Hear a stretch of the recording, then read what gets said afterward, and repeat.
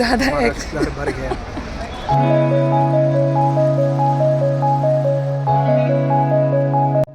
अपनी लाइफ के daily routine को फॉलो करते करते हम सभी बोर हो जाते हैं। ऐसे में जब ठंड का मौसम शुरू होता है तो हमें छुट्टियां ज़रूर प्लान करनी चाहिए, क्योंकि ये बहुत ही अच्छा समय होता है किसी भी वेकेशन के लिए। तो हमने भी अपने बिजी शेड्यूल से समय निकाला और कुछ टाइम के लिए हमने भी अपना वेकेशन प्लान किया है। इस बार हमने मन बनाया है नॉर्थ ईस्ट इंडिया घूमने का, जिसकी शुरुआत होती है 2 दिन पहले से ही, क्योंकि हमारी जो फ्लाइट है वो है दिल्ली एयरपोर्ट से और हमें बनारस से दिल्ली पहुंचना भी तो है। तो टाइम को वेस्ट ना करते हुए हमने पकड़ी वंदे भारत, ताकि हम सेम डे दिल्ली पहुंच जाए। वैसे वंदे भारत में ये मेरा पहला एक्सपीरियंस था, जो कि इतना कुछ खास नहीं था। अगर आपको बाहर का व्यू ना मिले तो फिर सच में ऐसा लगता है कि आप किसी बस का ट्रैवल कर रहे हो। खैर, खाते पीते हम आगे बढ़ तो गए, लेकिन लास्ट तक पहुंचते पहुंचते हमारी हालत बहुत ज़्यादा ख़राब हो गई थी। वंदे भारत के ट्रेन का टिकट बुक किया था ये सोच के कि जल्दी पहुंच जाएंगे, सफ़र का मज़ा आएगा, खाने को भी मिलता रहेगा, है ना, पता नहीं चलेगा कब दिल्ली पहुंच गए। लेकिन अंधेरा होने के बाद व्यू कुछ ऐसा है, कुछ नहीं दिख रहा है।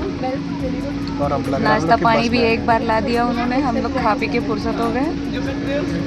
अब बैठ के फ़ोन चला रहे हैं, लोगों की बकवास सुन रहे हैं। व्यू में कुछ है नहीं, इंटरेस्टिंग कुछ हो नहीं रहा, और ऐसा लग रहा है कि बस एक नॉर्मल वीडियो बहुत बड़ी हो रही है, डिलीट कर देना इसको। बस एक नॉर्मल बस में बैठे हैं और बस सॉकर के साथ उछले जा रही है। तो इस तरह फाइनली हम पहुंचे दिल्ली, और क्योंकि हमारी फ़्लाइट एक दिन बाद की थी तो हमने सोचा इस पूरे दिन हम शॉपिंग करेंगे, लेकिन उसमें भी हमें कुछ खास सफलता नहीं मिली। एक ट्रिप पे जाने से पहले ढेर सारी शॉपिंग, और उसके लिए पूरा एक दिन लिया गया ना। हमने डिसाइड किया कि हम एक दिन पूरा शॉपिंग में निकालेंगे दिल्ली में, और आज सुबह से हम निकले हुए हैं और ये रात हो गई और फिर भी हमारी पूरी लिस्ट कंप्लीट नहीं हुई।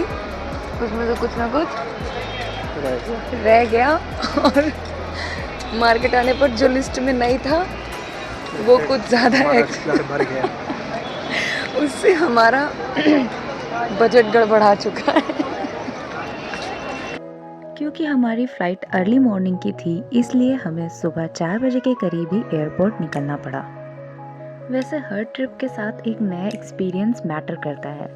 इस बार मैंने जितनी भी चीज़ें की हैं इस ट्रिप में, वो सभी मेरे लिए एक नया एक्सपीरियंस लेके आई है।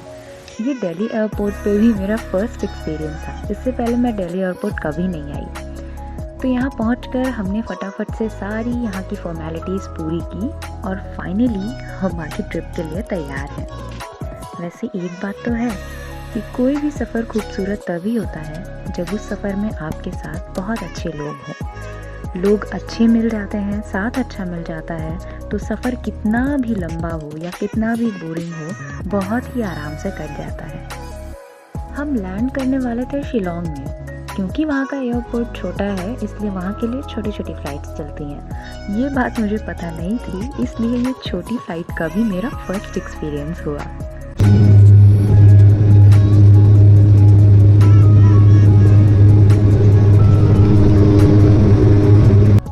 अपनी पुरानी फ्लाइट्स में मैंने कई बार सनसेट को देखा है, बट इस बार मुझे बादलों के उस पार से सनराइज़ देखने का भी मौका मिला।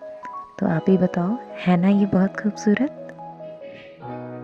तो दिल्ली से शिलोंग तक का हमारा जो सफ़र था वो था लगभग 3 घंटे का, लेकिन इसमें समय को काट पाना बहुत ही ज़्यादा मुश्किल था। लेकिन रास्ते में हमारी नज़र पड़ी ये शिवालिक और हिमालयन रेंज पर, जिसको देख के मन खुश ही हो गया।